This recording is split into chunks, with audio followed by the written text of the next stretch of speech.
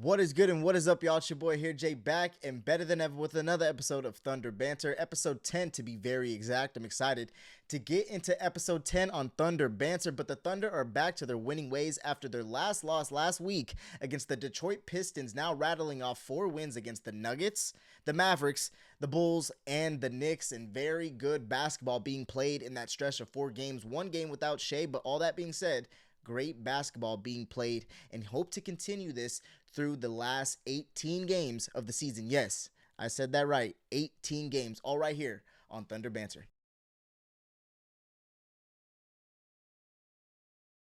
What's up, y'all? Welcome back to another episode of Thunder Banter. 18 games left in the season, y'all. The season has absolutely flown right by, but I'm very grateful to have introduced Thunder Banter this season. Even though it's been a short stint and it's only been 10 episodes, I've been so grateful to introduce this and also talk about my team as much as I can. I mean, it's been a whirlwind to go ahead and have these different sections of my podcast and try to manage all of it. But either way, it's always fun talking about my team, especially on Thunder Banter. But the Thunder are back on the winning train, 4 in a row, 7 of their last 8.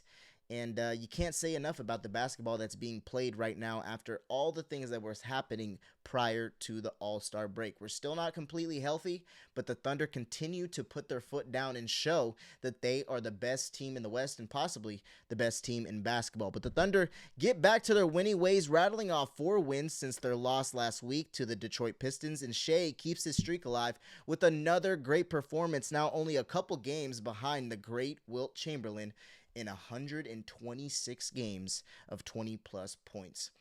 Let's get into how we got to this very moment. Let's start with the Mavericks as we went ahead and took down the Mavericks on Saturday as the Mavs lost 100-87 as the Thunder improved to 5 wins in their last 6 games at that very moment after the All-Star break. Shai led OKC with 34-5, improving his 20-point scoring streak to 123 games at that moment in time, as Chet was the only other starter in double figures with 19, 9, and 1. Joe and McCain both had double figures off the bench, as Wiggins had 14 going, 3 of 7 from 3, and Jared 11 points in 22 minutes, continues to be productive in his role but seems to seek a bigger one.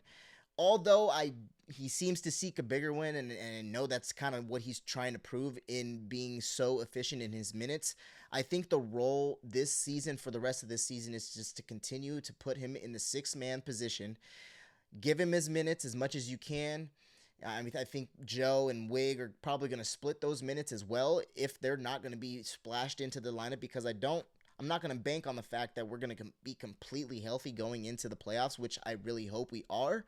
But if we do have some absences where, Kaysen might not be there or Dub might not be there, you might see a splash of Wig in the lineup or Joe in the lineup, depending on the matchups.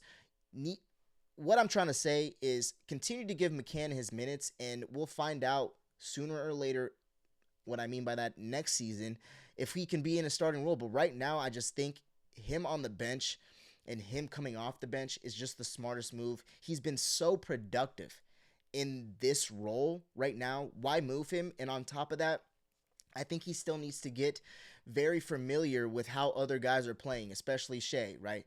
Especially Chet. So he hasn't been in those types of rotations yet, but him getting the time that he is and being in the rotations that he is right now is completely benefiting not only him, but the team in general. And right now, if he was on our team from the get-go, I feel like he would be in the running for 6-man of the year just based off what he has been doing in these past, 8 to 10 games that he has had with us since the All-Star break. So it's been great. It's been absolutely fantastic, and I just can't wait to continue to see what Jared can continue to do off the bench, especially in the playoffs, knowing that that will be his first playoff. So that's going to be exciting. OKC shot 45% from the field and only 21% from 3, going 8 of 39, which is not great, very abysmal, as OKC defense held Dallas to 39% from the field and 29% from 3. 3 starters did have double figures, as Martin, Williams, and Christie all had double figures and out-rebounded OKC, but it wasn't enough as Shai took over late. Now let's move on to the Bulls game as the Thunder get their third straight win in a row. Or third straight win or third win in a row, however you want to say, taking out the Bulls on Tuesday, 116 to 108, as the Bulls put up a fight. No SGA, so McCain off the bench had 20 points, 4 of 9 from 3 in 25 minutes, leading all scorers, casually making an argument, like I said, for sixth man of the year, but shown his worth in OKC colors. I mean, no SGA, off the bench, 20 points. How, like, in 4 of 9 from 3 in 25 minutes, he's just taking advantage of his opportunities is really all you can say. Thunder had 4 starters in double figures, as Dort was the only one not in double figures. Jalen Williams also had 17 points off the bench, with Topic in the G League and also Mitchell still out. Thunder shot terrible.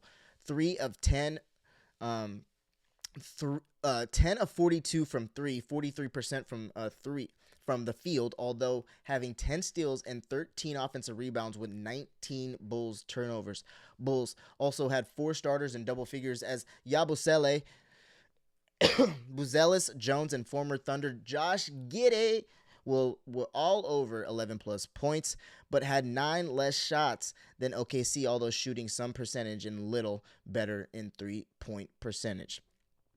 Bulls put up a great fight, but the 19 turnovers made a big difference, and the Thunder did capitalize in that. It was a very close game between the Bulls and the Thunder the other night, but I just figure, those 19 turnovers really paid dividends, especially McCain off the bench dropping 20 points. I mean, you can't that's something that can happen, but you can't defend that in the sense that, you need a lot of help off the bench, right?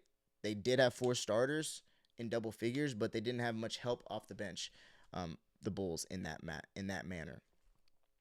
Moving on now to the Knicks. With Shai returning to the lineup, the Thunder headed into New York and took out the Knickerbockers tonight in a close matchup, 103 to 100, as the Knicks had 2 shots to win it by Brunson and Anunoby to win the game, but they couldn't. Shai continues his point streak of 20-plus points with 124 games now, but was not the leading scorer, as Chet took the reins tonight in New York with 28, 8 and 2, and 11 of 19 shooting. Shai also had 26, and Dort had 16, 3 of 8 from 3, but the rest of the Thunder lineup and bench all had under 10 points. Jalen Williams had 8 points, McCann had 5 points, Wiggins with 6, Case and Wallace started and had 4, and Hart didn't attempt a shot against his former team, but only played 17 minutes as he left with a calf tightness. We're hoping for the best, but we know how that goes, and I'm just not going to go ahead and say the word. We're just hoping that he is okay. And Caruso also left with a hip injury in this game, and he should be okay. But all in all, was a mediocre night as a team, but Chet and Shai carried, as OKC shot 45% from the field and 38% from 3, while forcing 13 turnovers and having 8 steals. Case and Wallace, now with a career high in steals at 125 this season and leading the league. Thunder defense held the 3rd best team in the East to only 42% shooting and 29% from 3, but completely dominated on the offensive boards, 12-3. That can't happen. And if we lost that game, that would be a glaring hole, as well as 10 more rebounds in general. We got out-rebounded by 10. Thunder got the dub, but was not pretty, as Thunder still looked to get the J-Dub back and be finally healthy, as well as AJ Mitchell. So it was a tough game against the Knicks tonight, but the Knicks did struggle against the Oklahoma City Thunder defense.